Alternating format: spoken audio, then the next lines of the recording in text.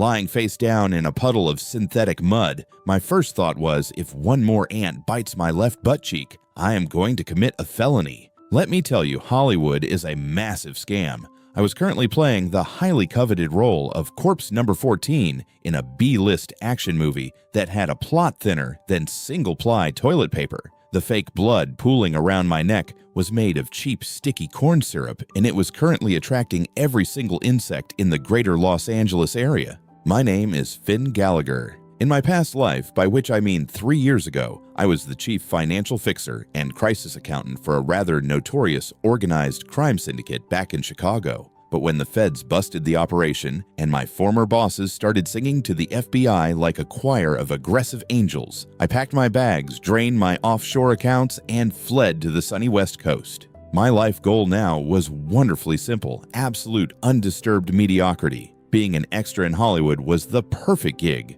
You get paid minimum wage to literally lie on the ground and do absolutely nothing. It was the ultimate salted fish lifestyle. No spreadsheets, no money laundering, no dodging bullets. Just me, the dirt, and the occasional catering truck. Hung, cut, reset the cameras. The director yelled, his voice cracking with unearned authority. And somebody keep the extras looking dead. I am dead, you talentless hack, I thought, keeping my eyes firmly shut against the glaring California sun. If I were any more dead, I would be your directing career. Suddenly, the chaotic noise of the movie set died down. It was not a gradual quiet, but a heavy, suffocating silence that usually precedes an execution. The crew stopped shouting. The cameras stopped rolling. I cracked one eye open just a fraction of an inch to peek through my messy bangs. A group of men in immaculately tailored black suits had just walked onto the set. At the center of this terrifying entourage was a man who looked like he had been carved out of Arctic ice, Arthur Vance. The CEO of Vance Studios, the primary investor of this cinematic disaster, and according to my highly honed underworld radar, the newly crowned godfather of the West Coast Mafia. He was terrifyingly handsome in that I will ruin your life and you will thank me for it kind of way. But what really caught my attention was not his sharp jawline or his custom-made Italian suit. It was the sheer financial absurdity of his presence here. I closed my eye again, kept my breathing shallow, and let my brain do what it did best. Let us see. I calculated mentally the numbers flying through my head like a slot machine. 5 rented Ari Alexa cameras, but half of them are not even plugged in. A catering table that consists entirely of stale donuts and tap water. And they reported a production budget of $15 million to the guild for this trash, please. The actual cost is $2 million max. The other $13 million is being washed through shell companies faster than a laundromat on a Sunday morning. This is so sloppy. If I were cooking these books, I would at least use a massive CGI budget as a phantom write-off. These absolute amateurs are practically begging the IRS to audit them. Footsteps approached, slow, deliberate, and expensive. They stopped right next to my head. Oh great, I thought my heart doing a tiny nervous flutter. Please do not step on my hand. My current medical insurance only covers cheap bandages and positive vibes. Arthur Vance stood over me. I could not see his face, but I could feel his gaze burning a hole into the back of my skull. For a long, agonizing moment, neither of us moved. The entire set was holding its breath. Then Arthur sighed. It was a strange sound, almost like a man who had been suffering from a migraine for a decade and had just discovered aspirin. "You!" a deep, chilling voice commanded, slicing through the quiet air. I did not move a muscle. I am a corpse, I reminded myself frantically. Corpses do not respond to billionaire mobsters. Go away. Shoo, go intimidate the director. The corpse complaining about the IRS, Arthur said smoothly. Get up. My heart stopped. Wait, did I say that out loud? No, impossible. My mouth has been shut this entire time. I am a professional dead guy. How the hell did he know about the IRS? I scrambled to my knees, wiping sticky corn syrup and dirt off my cheek. I kept my shoulders hunched and my head slightly bowed, playing the part of a terrified, brainless extra to perfection. Yes, Mr. Vance, I mumbled, making sure my voice trembled just the right amount. Arthur stared down at me. His eyes were a piercing storm cloud gray, and they were currently locked onto my face with an intensity that made me want to melt back into the mud. Look, dumb Finn, I screamed internally. Look like a guy whose biggest intellectual challenge of the day is figuring out how a toaster works. Do not let the Mafia boss know you used to launder money. Be a vegetable. Be a potato. A muscle in Arthur's jaw twitched. Was that amusement? No, could not be. This guy was famous for throwing people into the Pacific Ocean wearing concrete boots. He turned to the trembling director who looked like he was about to pass out into a lighting rig. I am taking this one, Arthur declared, pointing an elegant finger directly at my syrup-covered chest.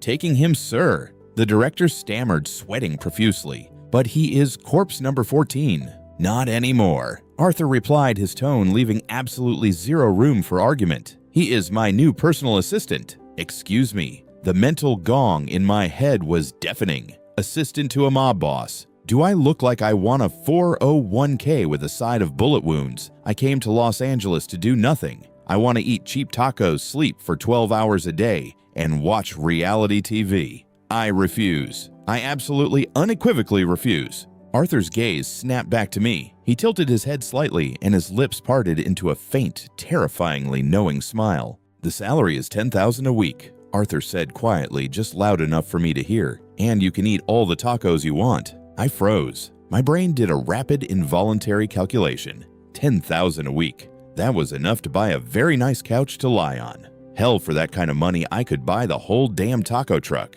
Well, damn it, I thought my survival instincts instantly losing the battle to my sheer laziness and overwhelming greed. Capitalism wins again. I will go wash off the blood, sir, I said out loud, my face completely blank and obedient. As I walked toward the trailers, dragging my feet, I could practically feel his eyes following my every move. I had no idea how he knew about the IRS or the tacos, but one thing was certain. My peaceful salted fish retirement was officially over. Worst Tuesday ever. My strategy for day one as the personal assistant to the West Coast's most terrifying mafia boss was foolproof weaponized incompetence. If I made myself completely, utterly, and undeniably useless, Arthur Vance would have no choice but to fire me.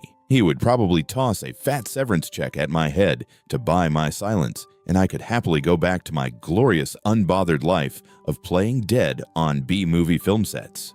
The executive floor of Vance Studios was a monument to intimidating wealth. It was all floor-to-ceiling glass, brushed steel, and the kind of aggressive minimalism that screamed, I have so much money, I do not even need furniture. I started my sabotage campaign with the coffee. I marched into the immaculate penthouse break room, found a bag of the most expensive, ethically sourced artisan coffee beans, and intentionally brewed them with boiling water. I let it steep until it resembled the dark, murky waters of the Los Angeles River. It was a cup of bitter, burnt despair. Enjoy your liquid suffering, you ridiculously well-dressed tyrant, I thought cheerfully, keeping my face perfectly blank as I placed the fragile porcelain cup on his massive obsidian desk. If this does not get me fired, I might have to resort to accidentally shredding the tax returns. Arthur did not look up from his tablet. He simply reached out, picked up the cup, and took a long sip. I waited for the spit take. I waited for the yelling. I waited for the inevitable threat of concrete boots. Instead, Arthur paused. He swallowed the toxic sludge, placed the cup down, and finally looked at me. His flawless face did not so much as twitch, but his stormy gray eyes were fixed on me with an unreadable intensity.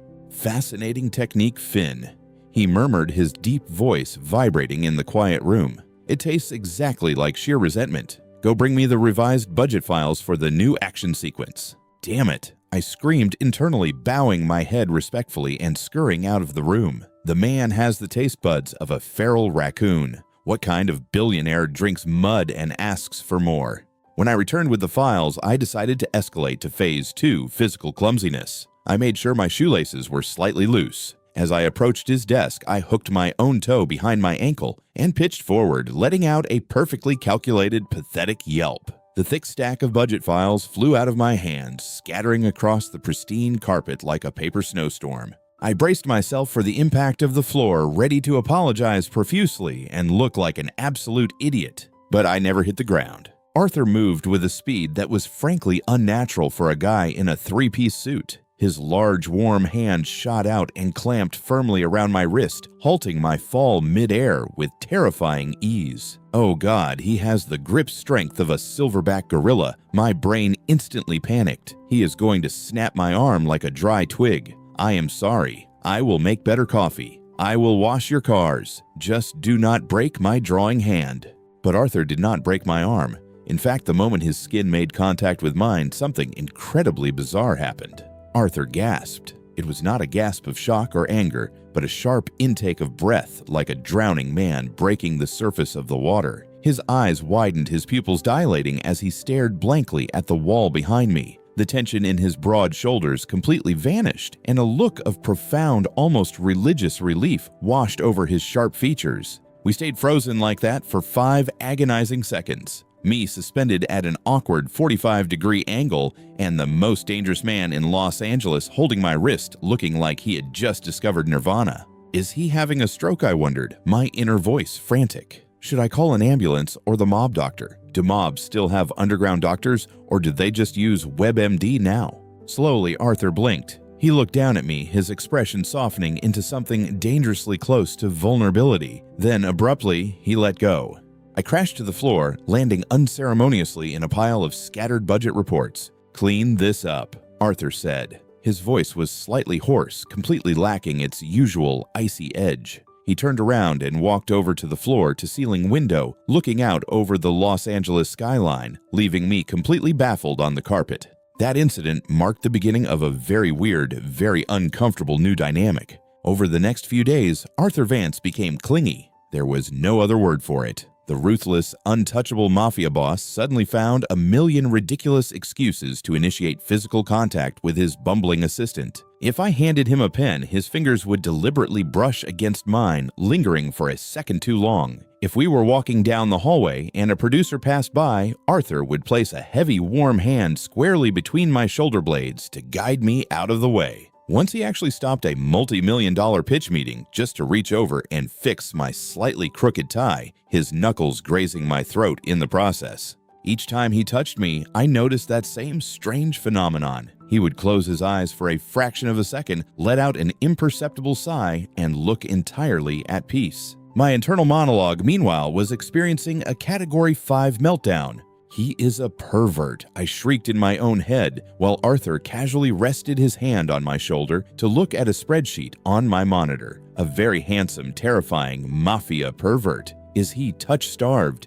Did his mother not hug him enough as a child? Does he want to harvest my organs? Or is this some weird Hollywood billionaire mating ritual? Is this HR reportable? Wait, he is HR. You cannot report the Godfather to human resources. Of course, I had no idea that Arthur's telepathy had a massive blind spot. I did not know that the moment he touched me, the deafening radio broadcast of my chaotic thoughts completely shut off, granting him the first moments of absolute silence he had experienced in years. I did not know he was getting addicted to 2 entirely different things: the sheer entertainment value of listening to me mentally roast his entire executive board from across the room, and the blissful, quiet sanctuary of my physical touch.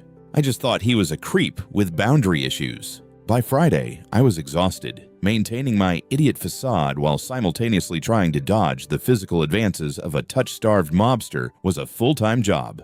It was 11 at night. The entire Vance Studios building was empty except for me and Arthur in the penthouse. He was aggressively typing away at his laptop, finalizing a merger that probably involved shell corporations in the Cayman Islands. I was sitting on the plush Italian leather sofa in the corner, supposedly waiting to organize his outgoing files. I am not a night owl. My brain whined, my eyelids growing incredibly heavy. I am a salted fish. Salted fish do not work overtime. I should charge him double, no triple. I am going to bill this to the emotional damages account. My thoughts trailed off into a blurry haze. The ambient hum of the city outside the glass faded away. I let my head loll to the side, sinking into the absurdly soft leather cushions, and finally surrendered to sleep. I did not know how much time had passed, but I vaguely registered the sound of a laptop clicking shut. Soft, deliberate footsteps approached the sofa. Through the fog of sleep, I felt a heavy, warm cashmere blanket being draped over my shoulders. Then, a large hand gently brushed a stray lock of hair away from my forehead. The fingers lingered there, warm against my skin. It felt wonderfully warm. My sleepy brain murmured automatically, too exhausted to panic. Okay, maybe the Mafia boss is not entirely evil, just really, really weird. A soft chuckle vibrated in the quiet air above me. "Sleep, Finn." Arthur's voice whispered, sounding more relaxed than I had ever heard it. "I will keep the world quiet for a while." I drifted off into the deepest sleep I had had in years, completely unaware that the man guarding my rest was currently enjoying the exact same piece. There are few things in this world more agonizingly painful than a paper cut with a lemon juice chaser. One of them I had recently discovered was watching a multi-million-dollar action sequence being directed by a man who clearly learned his entire cinematic craft from watching low-budget shampoo commercials. It was week 3 of my miserable existence as Arthur Vance's personal assistant. We were currently sitting in a pair of plush, oversized canvas chairs in the video village of the set. Arthur was reviewing a digital ledger on his tablet, looking as terrifyingly pristine as ever in a dark navy suit. I was slouched as low as humanly possible in my chair, nursing an iced latte that Arthur had forced me to order and staring at the monitors in absolute unadulterated horror. They were currently filming the movie's climax, a tense hostage negotiation in a dimly lit warehouse. Except it was not tense, and it certainly was not dimly lit. Dear Lord, my eyes are bleeding. My internal monologue groaned, echoing loudly within the confines of my skull. Why is the warehouse lit up like a 24-hour convenience store? It is supposed to be an underground Mafia hideout, not a grand opening for a mattress showroom. And look at the lead actor. He is supposed to be projecting quiet, lethal menace, but he just looks like he is desperately trying to remember if he left his stove on at home. This is a disaster. This is a cinematic war crime.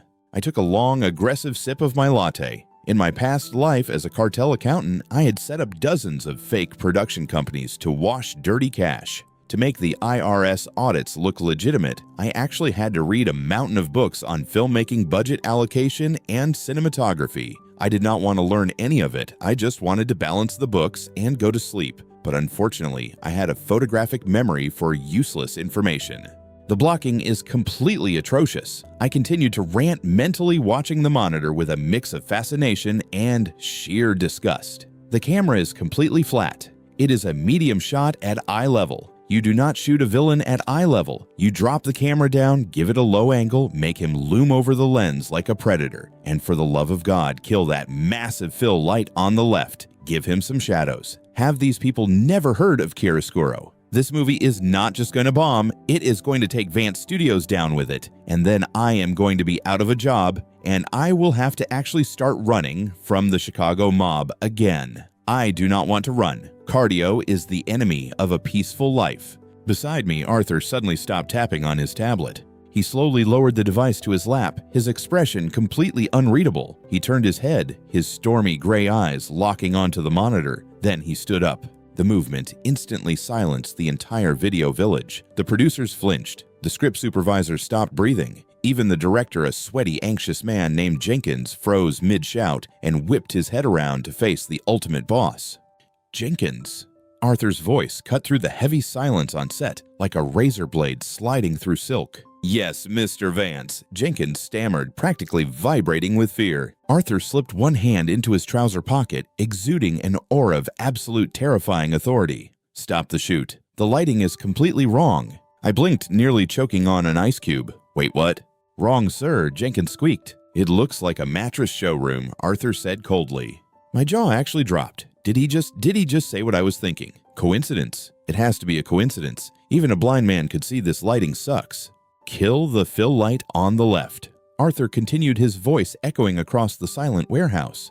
"Leave the scene in shadow, and the camera angle is flat. Drop the rig down. Shoot the antagonist from a low angle. He needs to loom over the lens. He needs to project lethal menace, not look as if he forgot to turn off his kitchen appliances." The ice cube in my mouth slipped down my throat, and I had to slap a hand over my mouth to stop myself from coughing loudly. Holy Mother of God, my brain screamed in absolute bewilderment. He knows chiaroscuro. He knows camera blocking. The Mafia boss is a secret cinephile. The crew scrambled like terrified ants. Lights were killed. The camera was rapidly lowered to the floor. The lead actor, suddenly realizing the billionaire investor was actively judging him, squared his shoulders and immediately looked 10 times more intimidating. "Action!" Arthur commanded softly, not even waiting for the director. They ran the scene again.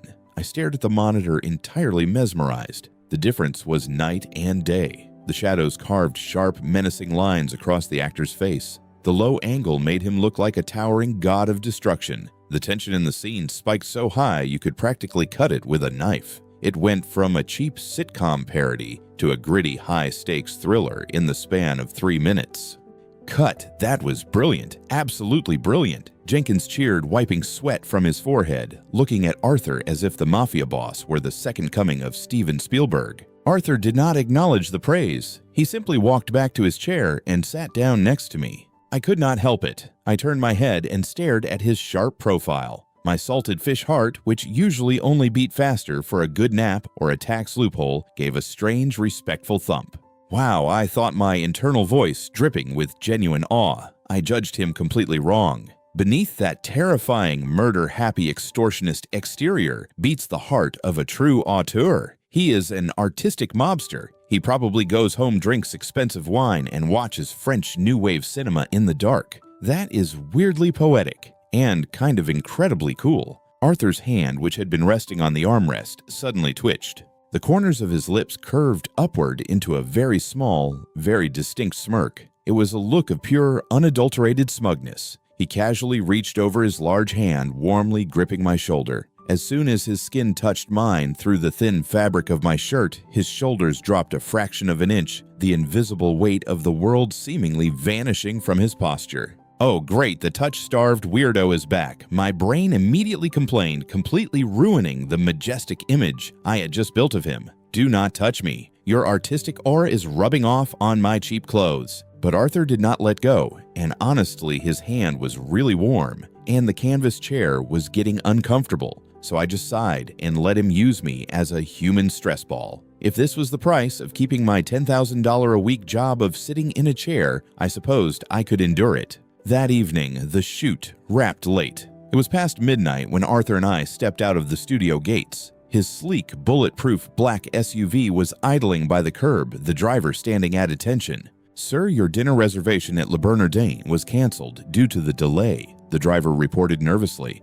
"Shall I arrange another venue?" Arthur looked at his gold watch, then glanced down at me. I was currently leaning against a lamppost, practically falling asleep on my feet, dreaming of my soft, lumpy mattress back at the apartment. "No," Arthur said smoothly. He turned to me.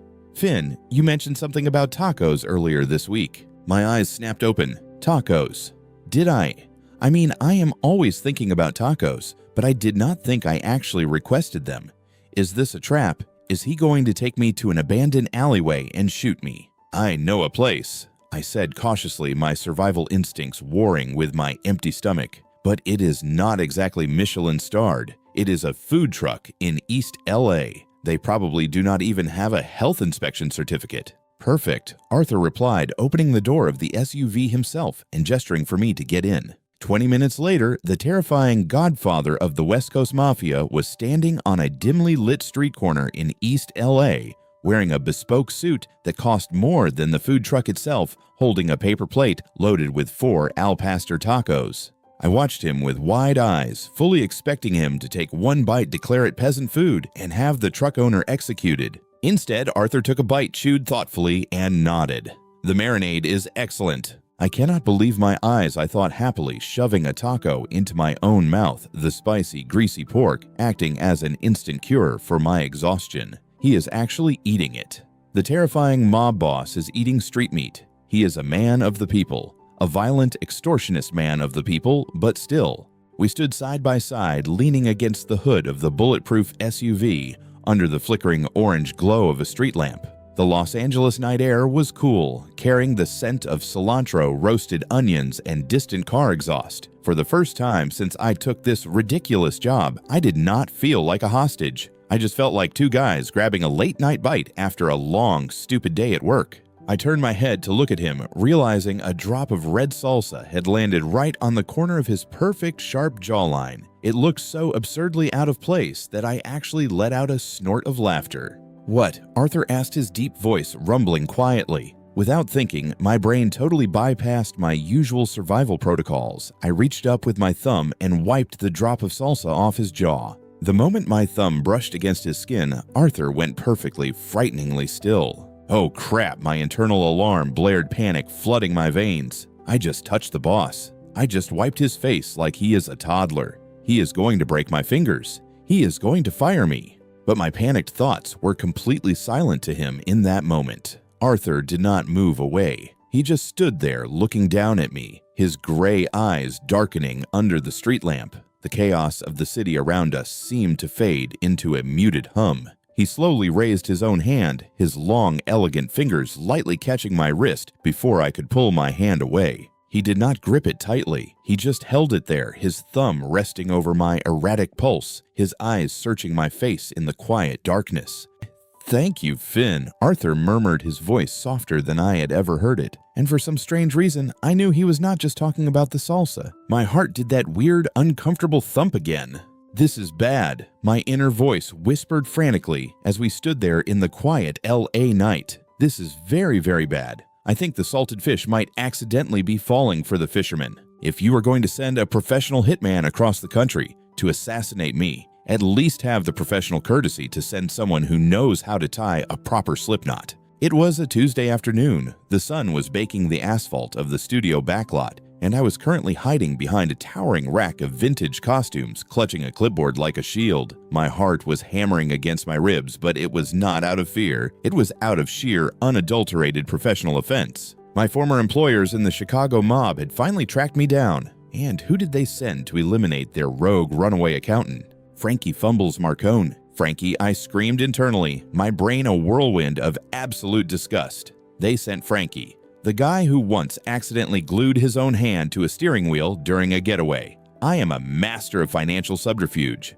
I laundered $50 million through a chain of fake petting zoos. I demand an elite assassin. I demand a sniper on a rooftop. Sending Frankie is a direct insult to my market value. Frankie was currently disguised as a craft services assistant. I knew it was him because despite the fake mustache and the studio-issued polo shirt, he still had the incredibly distinct, incredibly stupid tattoo of a flaming pair of dice on his neck. He was hovering around the coffee station looking shiftier than a raccoon in a jewelry store. I watched in horror as Frankie pulled a small vial from his pocket and covertly poured a clear liquid into a styrofoam cup. "Oh, brilliant," my inner voice mocked. "Poison. How very Agatha Christie of you, Frankie. Except you just put the poison into the cup labeled Director Jenkins, not the one labeled Finn. You absolute spectacular moron." I could not let the director die. Not because I liked him, his artistic vision was a crime against humanity, but because a murder investigation would bring the LAPD, the FBI, and a swarm of journalists to the set, effectively ruining my peaceful salted fish lifestyle. I took a deep breath, channeled my inner idiot, and stumbled out from behind the costume rack.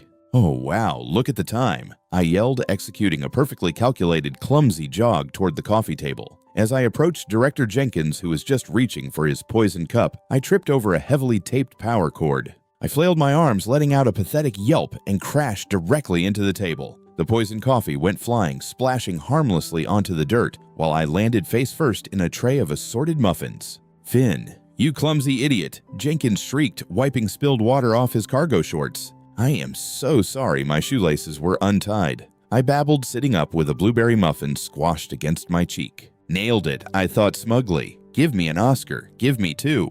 Across the set, Arthur Vance was sitting in his designated producer's chair. He had not moved a muscle to help me. Instead, he was watching the entire spectacle with his arms crossed over his chest, his stormy gray eyes gleaming with intense, terrifying amusement. The corner of his mouth was twitched upward. "Why is he smiling?" my brain complained as I wiped muffin crumbs off my face. I'm covered in baked goods to save his terrible movie, and he looks like he is watching a premium comedy special. Wait, did he see Frankie? No, impossible. Only I know Frankie. Over the next 4 hours, my life became a frantic, exhausting game of secret bodyguarding. Frankie's assassination attempts were so spectacularly inept that they actually required more effort to fix than to execute.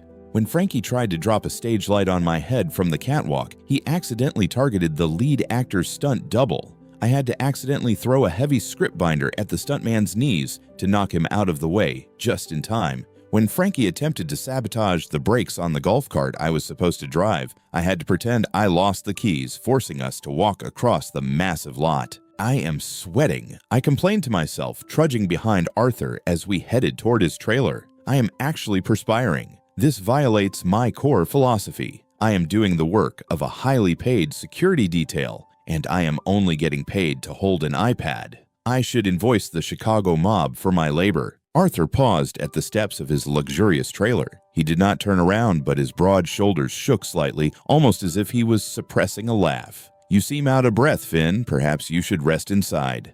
"I am perfectly fine, Mr. Vance," I lied smoothly. We stepped into the cool, air-conditioned interior of the trailer. Arthur walked over to the mahogany desk while I slumped onto the leather sofa near the door, my eyes scanning the room. That was when I saw it. Through the crack of the slightly open trailer door, I spotted Frankie outside. He was sweating profusely, his fake mustache peeling off at the corner. He had clearly reached his breaking point. Subtle assassination had failed. It was time for panic. Frankie pulled a silenced pistol from his waistband. But because he was a complete idiot, he did not aim it at me. He saw the silhouette of a man in a dark suit sitting at the desk through the window, assumed it was the guy protecting me, and aimed straight at Arthur. No, the scream in my head was deafening. My salted fish facade instantly evaporated. 3 years of buried muscle memory roared to life. Before my conscious brain could even process the movement, I was off the sofa. The door burst open as Frankie stepped in, raising the gun. I did not shout. I did not hesitate. I lunged forward, moving with a lethal, silent speed that I had spent years trying to forget. I grabbed Frankie's gun hand, twisting his wrist at a sharp, unnatural angle. A sickening sound of bone breaking echoed in the small space as his wrist gave way. Frankie opened his mouth to scream, but I drove the palm of my other hand up into his chin, snapping his jaw shut and sending him crashing backward out the door and down the metal steps. It took exactly 3 seconds. Frankie was out cold on the pavement. The silenced pistol clattered harmlessly into the bushes. For one agonizing second, I stood in the doorway, breathing hard, the lethal posture of a trained syndicate enforcer completely exposed. Oh my God, my brain flatlined. I blew it. I completely blew it. I just went full John Wick in front of the boss. He knows. He is going to kill me. He is going to fire me. Panic seized me. I needed to salvage this. I needed to look like an idiot again. I shrieked dramatically, throwing my arms up in the air. Oh my goodness, I tripped. I tripped and fell onto the nice catering man. Help!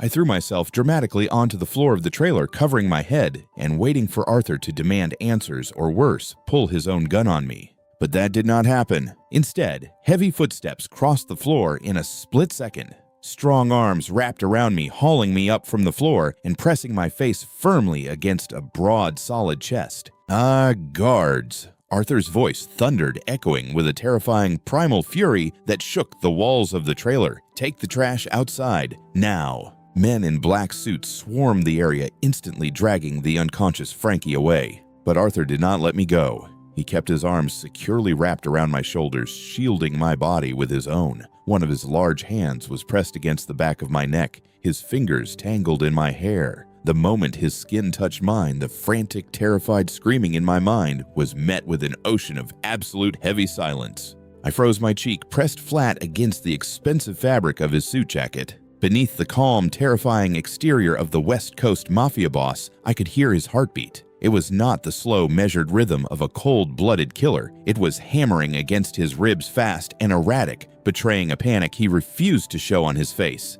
He was scared. A small, stunned voice whispered in my mind, too quiet for the telepathy to even register. He was actually scared for me. "It is over, Finn," Arthur murmured softly, his voice a low rumble against my ear. His thumb stroked the back of my neck, a grounding, desperate gesture. "You're safe. I have got you." I closed my eyes, the smell of his expensive cologne and the warmth of his chest overriding every survival instinct I had left. For the first time since I ran away from Chicago, I did not want to run anymore. I just wanted to stay right here in the arms of the terrifying boss who somehow made the world feel perfectly quiet. There are exactly 3 reasons why a terrifyingly powerful mafia boss moves you into his ultra-secure, multi-million-dollar Beverly Hills mansion. Reason 1, he wants to interrogate you in a soundproof basement. Reason 2, he wants to chop you into tiny pieces and feed you to his exotic koi fish. Reason 3, he is genuinely trying to protect you. Considering I had spent the last 48 hours sleeping on a mattress stuffed with actual goose down and eating meals prepared by a private Michelin-starred chef, I was leaning toward reason 3. But honestly, my paranoid former syndicate accountant brain would have preferred the soundproof basement. At least in the basement, I would not have to deal with the absolute agonizing torture of my own confusing emotions. Arthur Vance's estate was less of a house and more of a heavily fortified luxury resort. There were biometric scanners on every door, a perimeter fence that probably carried enough voltage to fry a dinosaur, and heavily armed guards patrolling the manicured gardens who looked like they modeled for tactical gear magazines on the weekends.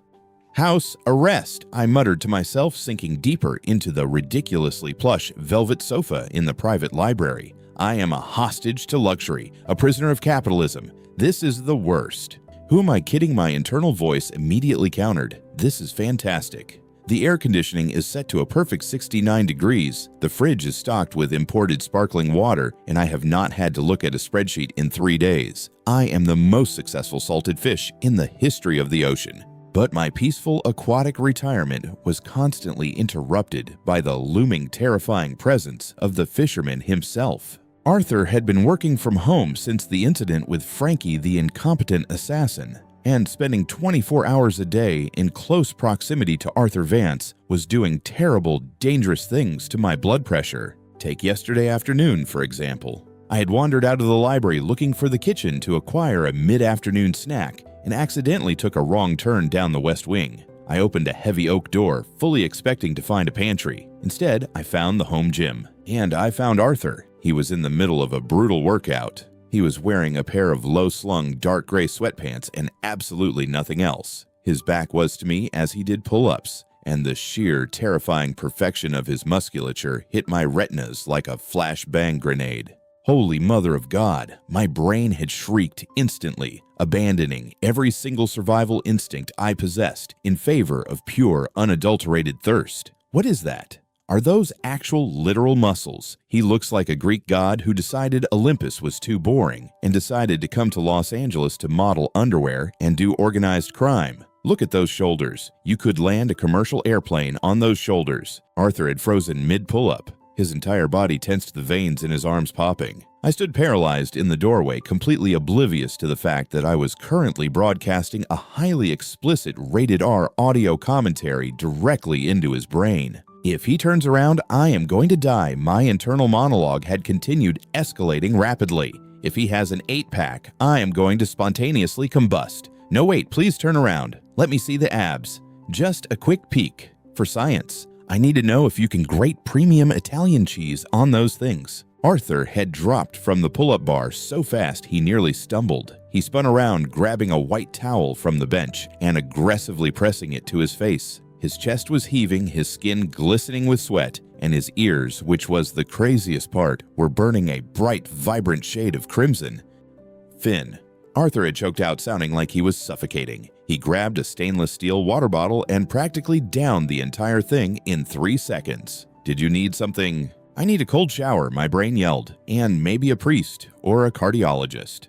Just looking for the kitchen boss, I had squeaked aloud, my face completely blank despite the absolute inferno raging in my head. Sorry to interrupt the lifting of heavy objects. Carry on. I had sprinted back to the library, deeply confused as to why the terrifying Mafia boss looked like he was about to have a panic attack. Now, sitting in the library at 2 in the morning, the memory of those cheese grater abs was still haunting me, but the lust was quickly fading, replaced by a cold, heavy knot of guilt settling in my stomach. The Chicago mob had found me. Frankie might have been an idiot, but the syndicate would not send an idiot twice. The next time they would send a professional, they would send a hit squad. And because Arthur had stepped in to protect me, he was now caught in the crossfire. He does not know who I am, I thought, staring at the dark mahogany bookshelves. He thinks I am just a clumsy extra who got targeted by a random crazy person. If the Chicago syndicate attacks Vance Studios, Arthur could lose everything. His business, his life. And for what? Because he decided to adopt a lazy, lying accountant who makes terrible coffee. I could not do it. My philosophy had always been self-preservation above all else. But as I thought about Arthur's warm hand holding my wrist in the dark, the way his heartbeat had raced when he thought I was in danger, my salted fish heart physically ached. I could not ruin him. I had to leave. Moving with the silent, practiced efficiency of a man used to fleeing in the middle of the night, I slipped out of the library and went to my ridiculously luxurious guest suite. I grabbed my cheap canvas duffel bag and threw in my few meager possessions. I did not take any of the designer clothes Arthur had bought me. I just needed my fake ID, my emergency stash of cash, and a head start. I slung the bag over my shoulder, opened my bedroom door, and crept down the grand sweeping staircase. The mansion was completely silent, bathed in the pale silver glow of the Los Angeles moonlight filtering through the massive windows. I reached the front foyer. The heavy, reinforced front door was right there. Freedom, safety for Arthur. A return to my miserable, lonely existence of running and hiding. I reached out to press the biometric release button on the security panel. Where exactly do you think you are going at 2 in the morning? Finn. The voice cut through the darkness like a whip. I flinched my hand, freezing inches from the keypad. I turned around slowly. Arthur was standing at the base of the staircase, completely swallowed by the shadows. He was wearing a dark silk robe over a white t-shirt, his hair slightly disheveled. He did not look like a terrifying crime boss right now. He just looked exhausted and angry, very, very angry. Oh no, my internal voice whimpered. He caught me. He is going to think I am stealing the silverware. Keep a straight face, Finn. Make an excuse. Tell him you are going for a late-night jog. No, you hate cardio. He knows that. Tell him you wanted tacos. I was just going to step out for some air, sir. I lied, my voice painfully thin. Could not sleep. Arthur did not say a word. He walked slowly across the marble floor, his bare feet completely silent. The distance between us closed until he was standing less than a foot away. The sheer physical presence of the man was overwhelming. He looked down at the cheap canvas duffel bag clutched tightly in my hand. Air. Arthur repeated, his voice dangerously soft. With your luggage. Panic. Absolute panic. My brain screamed a chaotic symphony of fear and desperation. He knows. I have to run. If I stay, they will kill him. I have to leave before I destroy the only good thing that has ever happened to me. Please, Arthur, just let me go. Just let me disappear so you can be safe. Arthur's jaw clenched tightly. He looked as if he was in physical pain. Suddenly, he reached out. His large, warm hand closed firmly around my wrist, right over my wildly beating pulse. The moment his skin touched mine, the deafening roar of my panicked thoughts was completely silenced in his mind. I saw his shoulders drop a fraction of an inch, his eyes fluttering shut for a brief second as the sanctuary of the silence washed over him. But this time, he did not pull away. He tightened his grip, stepping even closer until I had to tilt my head back just to look at him. You are not going anywhere, Finn. Arthur said, his voice a low, rough whisper that sent a shiver straight down my spine. Whatever you are running from, whatever is terrifying you so much that you feel the need to sneak out of my house like a thief, you do not have to run anymore. I stared at him, my heart hammering against my ribs so hard I thought it might shatter them. He does not understand, I thought, my throat tightening with a sudden, overwhelming urge to cry. But he could not hear me, because he was touching me. He does not know what I am. Stay. Arthur commanded softly, his thumb tracing a small, soothing circle over my pulse point. It was not the order of a Mafia boss. It was a plea from a man who was terrified of waking up in a loud, empty house. I looked up into his stormy gray eyes, completely stripped of my armor, my laziness, and my lies. I could not keep doing this. I could not keep lying to the man who was holding on to me like I was his anchor. I took a deep, trembling breath, letting the canvas bag slip from my fingers. It hit the marble floor with a heavy thud. Arthur, I whispered, using his first name for the very first time. I need to tell you the truth about who I really am. I need to tell you the truth. I whispered into the quiet moonlit foyer, my heart pounding so hard I was genuinely worried I might crack a rib. About who I really am. I braced myself. I waited for Arthur's expression to harden. I waited for him to pull away, to realize that the helpless, clumsy assistant he had been protecting was actually a highly wanted white-collar criminal with a target on his back the size of the Hollywood sign. Arthur opened his mouth to speak. Suddenly, the entire mansion plunged into absolute darkness. A split second later, the emergency backup lights flickered to life, bathing the marble floors in a harsh, pulsing crimson glow. A deafening high-pitched alarm shattered the peaceful silence of the Beverly Hills estate. Never mind my emotional baggage. I shrieked, the romantic tension instantly evaporating into pure, unadulterated terror. We are being invaded. Arthur did not panic. The exhausted, vulnerable man who had begged me to stay vanished in a microsecond, replaced by the lethal, ice-cold godfather of the West Coast. He reached into the pocket of his silk robe, who keeps a gun in a silk robe, and pulled out a matte black Glock. He grabbed my arm, his grip like a vice, and dragged me behind a massive marble pillar. His earpiece buzzed. "Report!" Arthur barked into it. I could not hear the other side, but Arthur's jaw tightened. "How many heavily armed fine? Fall back to the internal perimeter. Protect the safe room." He turned to me, his gray eyes flashing dangerously in the red emergency lights. "It is a professional hit squad, 12 men. They bypassed the outer grid and neutralized the perimeter guards. We need to get to the panic room in the basement." 12 professional mercenaries. My brain calculated rapidly, the adrenaline completely overriding my desire to play dumb. Frankie was a joke, but the Chicago boss is not laughing anymore. If we go to the basement panic room, we are cornered. They have thermal charges. They will just blow the door and gas us like rats. "No," I said aloud, my voice suddenly losing its usual frantic, bumbling pitch. Arthur blinked, surprised by my sudden shift in tone. "Finn, this is not a movie set. You need to follow me." I said no.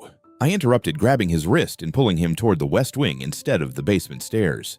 Where is the main security server? Not the guard shack, the actual hardwired mainframe for the house. Arthur stared at me for a fraction of a second. He must have seen something in my eyes, maybe the cold, calculating glint of a man who used to orchestrate the survival of a billion-dollar criminal empire. Without asking questions, he pointed down the hall. My office, behind the bookcase. We sprinted. The sound of shattered glass and heavy combat boots echoed from the east wing. They were inside. We burst into Arthur's office. He slammed the heavy oak doors shut, locking the deadbolts, while I practically dove across his mahogany desk, sliding the false back of the bookcase open to reveal a glowing state of the art server terminal. Time to earn that $10,000 a week paycheck. My inner voice cracked its knuckles. Nobody interrupts my sleep and threatens my boss. Nobody.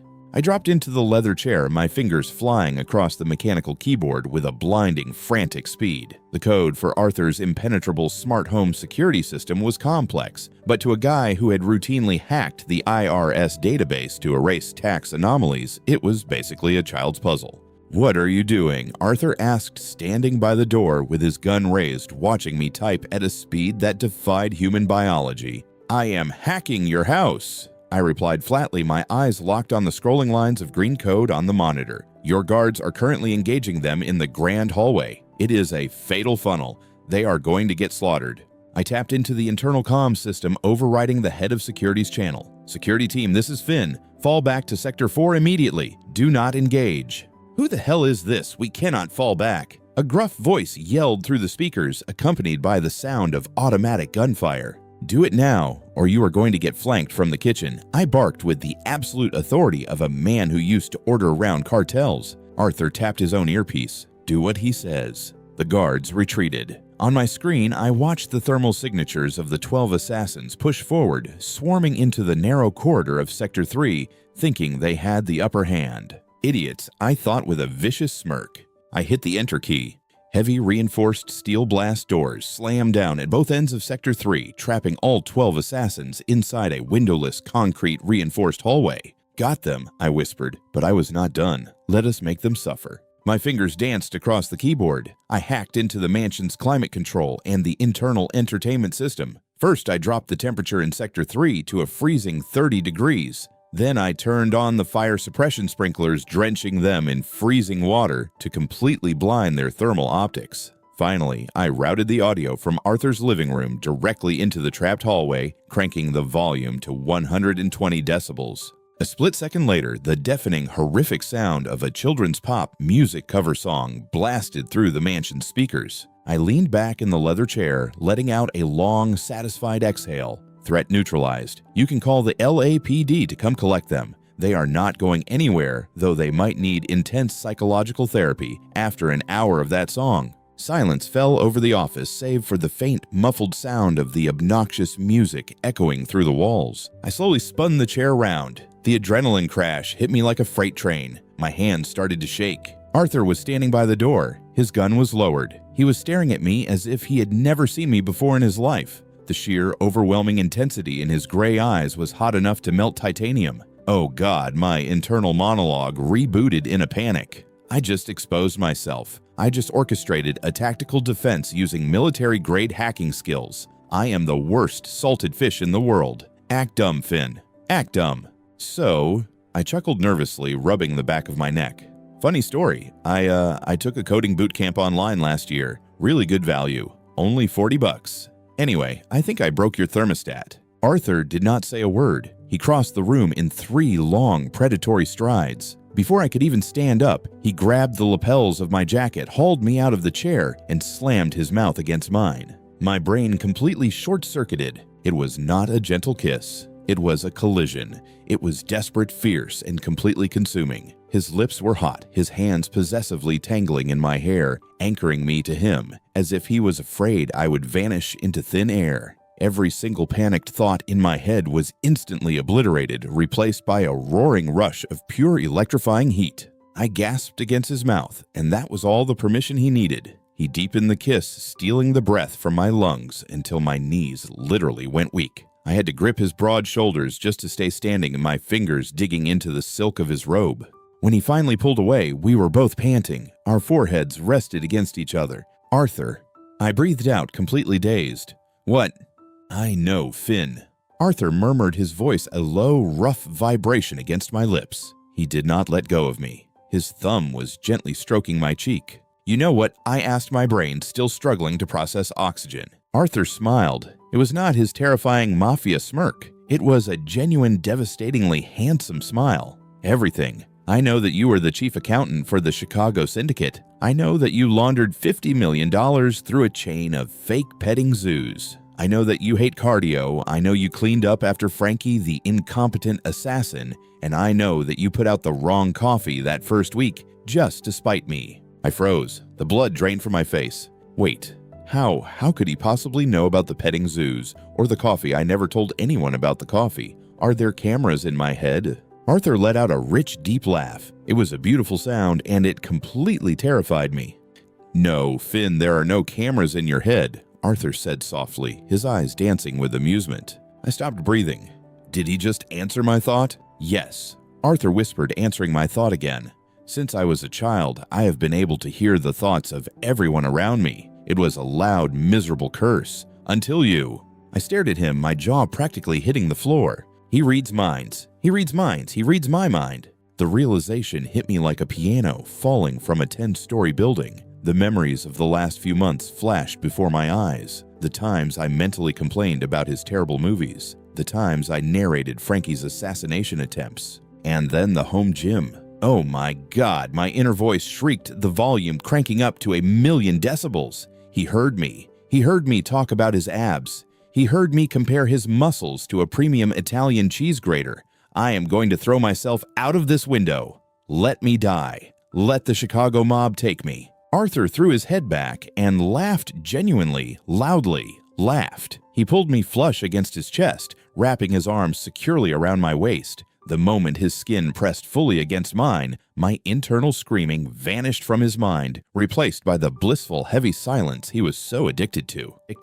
For the record, Arthur murmured into my ear, his breath sending shivers down my spine. I am incredibly flattered by your opinion of my abs. And no, you are not throwing yourself out of a window. You are never running away again, my brilliant, lazy accountant. I buried my burning red face into his shoulder, groaning in absolute mortifying defeat. My secret was out, my dignity was gone. But as Arthur held me tight in the middle of his chaotic alarm-blaring mansion, I realized I had accidentally found exactly what I came to Los Angeles looking for, a place to finally rest. Exactly 1 year later, I was lying horizontally on a $12,000 imported Italian leather sofa, tossing caramel popcorn into my mouth and actively ignoring a stack of financial reports. If you had told me a year ago that I would go from being corpse number 14 in a muddy ditch to the chief financial officer of Vance Studios, I would have politely suggested you seek immediate psychiatric help. Yet, here I was. The transition had not exactly been smooth. After the disastrous yet highly entertaining assassination attempt at the Beverly Hills mansion, Arthur had taken swift, terrifying action. He did not just fight off the Chicago syndicate, he orchestrated a hostile corporate-style takeover of their entire criminal enterprise, effectively dismantling my former employers in less than a week. It turns out, when a telepathic mafia boss decides to play offensive, the underworld does not stand a chance. With the bounty on my head officially erased, I had fully intended to return to my glorious, unbothered life of professional laziness. But Arthur Vance, the manipulative, touch-starved tyrant that he was, refused to let me go. He fired his entire accounting department, handed me the keys to the studio's vault, and gave me a corner office with a panoramic view of Los Angeles. I am a victim of my own competence. I grumbled internally, missing my mouth and dropping a piece of popcorn onto my pristine, custom-tailored Tom Ford tuxedo. I try to be a useless salted fish. And what do I get? Promotions. Responsibilities. A terrifyingly handsome billionaire boyfriend who literally lives inside my head. The universe has a sick sense of humor. You missed your mouth, Finn. A smooth, deep voice echoed from the doorway. I did not even jump.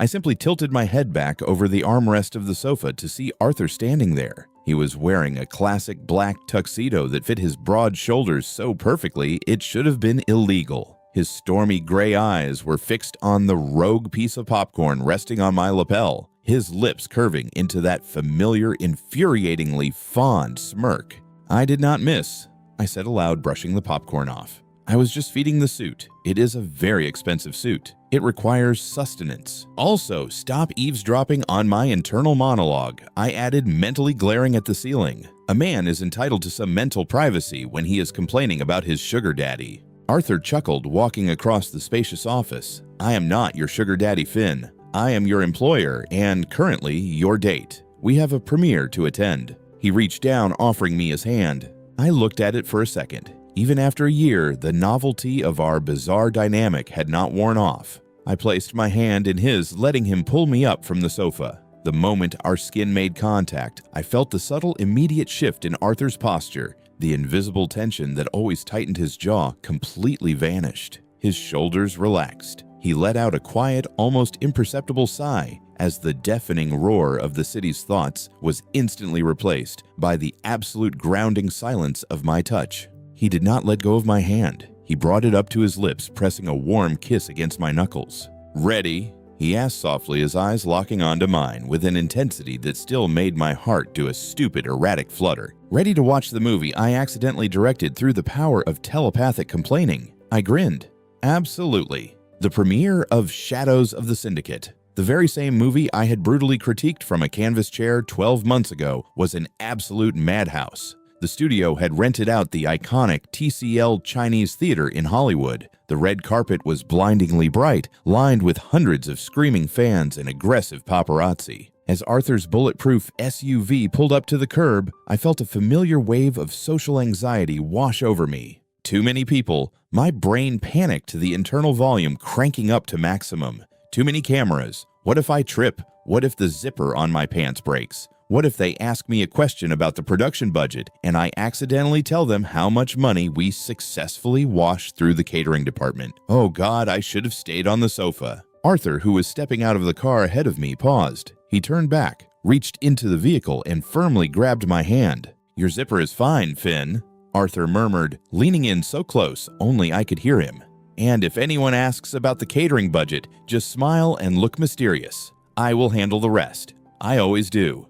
The panic instantly subsided. I took a deep breath, plastered on my best sophisticated Hollywood executive smile, and stepped out onto the red carpet. The flashbulbs were blinding. Reporters shouted our names, desperate for a quote. We walked down the crimson walkway side by side, our hands locked tightly together. To the outside world, it looked like a standard display of power and partnership. To Arthur, it was a lifeline to sanity. To me, it was the safest place in the world. Mr. Vance, Mr. Gallagher, a blonde reporter from a major entertainment network practically shoved a microphone into my face. The early reviews are calling this movie a cinematic masterpiece. It is a complete turnaround for Vance Studios. Mr. Gallagher as the new CFO and the alleged creative shadow behind this project. What is your secret? I stopped. I looked at the reporter, then looked at the glittering, chaotic circus of Hollywood surrounding me. My secret. I thought my internal voice dripping with absolute, unapologetic sarcasm. My secret is that I am a lazy, chronically exhausted former mob accountant who just wanted to play a corpse for minimum wage. My secret is that if you lie perfectly still and complain loudly enough in your own head, an aggressively handsome telepathic billionaire will eventually come along, solve all your problems, and aggressively fund your salted fish lifestyle. Beside me, Arthur let out a sudden sharp bark of laughter. It was so genuine and loud that several photographers actually lowered their cameras in surprise. The terrifying Mafia boss never laughed in public.